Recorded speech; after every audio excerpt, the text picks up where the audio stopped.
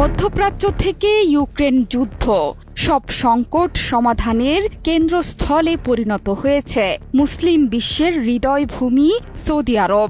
আর এসব উদ্যোগে নেতৃত্ব দিয়ে ক্রমেই বিশ্ব নেতায় পরিণত হচ্ছেন সৌদি যুবরাজ মোহাম্মদ বিন সালমান। সবার চোখ এখন যুবরাজ সালমানের দিকে। সাবেক মার্কিন সরকারের নানা রোষানলে পড়ে বেকায়দায় পড়লেও নিজের যোগ্যতায় স্বমহিমায় উদ্ভাসিত হয়ে উঠছে যুবরাজ সালমান।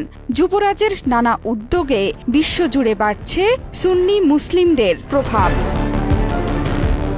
ইউক্রেন সংকট নিয়ে মার্কিন প্রেসিডেন্ট ডোনাল্ড ট্রাম্প যখন খাবি খাচ্ছিলেন, ঠিক তখনই ত্রাতা হয়ে হাজির সৌদি আরব। সেখানেই বৈঠক আয়োজন দুই পক্ষের।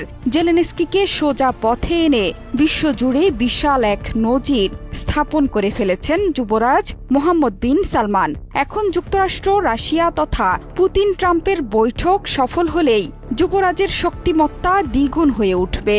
এই বৈঠক আয়োজনের আরও উদ্দেশ্য যুদ্ধ পরবর্তী গাজার ভবিষ্যৎ নিয়ে আলাপ আলোচনার জন্য অতিরিক্ত ক্ষমতা ও প্রভাব অর্জন করা।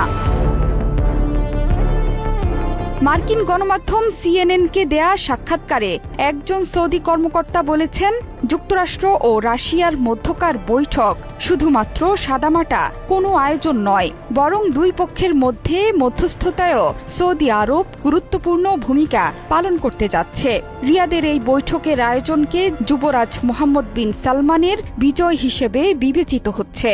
বিশ্লেষকরা মনে করছেন, সৌদি আরবকে জ্বালানি তেল সমৃদ্ধ দেশ এবং রক্ষণশীল ইসলামী ভাবধারা থেকে বের করে বিশ্ব রাজনীতিতে পরোক্ষ প্রভাব বিস্তারকারী দেশে পরিণত করার চেষ্টা করছেন যুবরাজ মোহাম্মদ বিন সালমান। সৌদি আরবের জন্য বৈঠকটি মর্যাদাপূর্ণ এবং এটি আঞ্চলিক ও বৈশ্বিক অঙ্গনে দেশের পরোক্ষ প্রভাব বৃদ্ধি করবে বলে মনে করেন সৌদি ধারাভাষ্যকার আলী শিহাবিও। তার মতে, ইউক্রেন রাশিয়া বৈঠক সৌদি আরবের বড় পরিবর্তনের একটি গুরুত্বপূর্ণ অংশ। সাম্প্রতিক বছরগুলোয় বিভিন্ন বৈশ্বিক সংঘাতে নিরপেক্ষতার নীতি গ্রহণ করেছে দেশটি। এর সঙ্গে জড়িত আছে ব্যবসাও। শত শত কোটি ডলারের বিনিয়োগ আকর্ষণের আশায় নিজেদের নীতিতে পরিবর্তন এনেছে দেশটি। প্রত্যাশিত এসব বিনিয়োগ সৌদি যুবরাজের ভিশন 2030 বাস্তবায়নে সহায়তা করবে। এই ভিশনের মধ্য দিয়ে সৌদি আরবের জ্বালানি নির্ভর অর্থনীতিতে বৈচিত্র্য আসবে। ইয়েমেন যুদ্ধ থেকেও সরে এসেছেন যুবরাজ। এমনকি আঞ্চলিক প্রতিদ্বন্দ্বী ইরানের সঙ্গে সম্পর্ক ঠিক করতে চেষ্টা চালিয়ে যাচ্ছেন।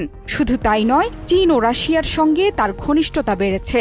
পশ্চিমাদের সঙ্গেও যে যুবরাজের সম্পর্ক ঘনিষ্ঠ, সেটি সাম্প্রতিক বৈঠকেই বোঝা যাচ্ছে। আগামী 4 বছর যুবরাজ মোহাম্মদ বিন সালমানের সঙ্গে ট্রাম্পের ঘনিষ্ঠ সম্পর্কের সম্ভাবনাও ব্যাপক। তবে আমেরিকান প্রেসিডেন্টের আগ্রাসী দাবির সঙ্গে আঞ্চলিক স্বার্থের ভারসাম্য রক্ষা করতে গিয়ে যুবরাজ সালমানকে এক্ষেত্রে সুকৌশলী পদক্ষেপ নিতে হবে। জোহরা চৌধুরী সেতু, 71।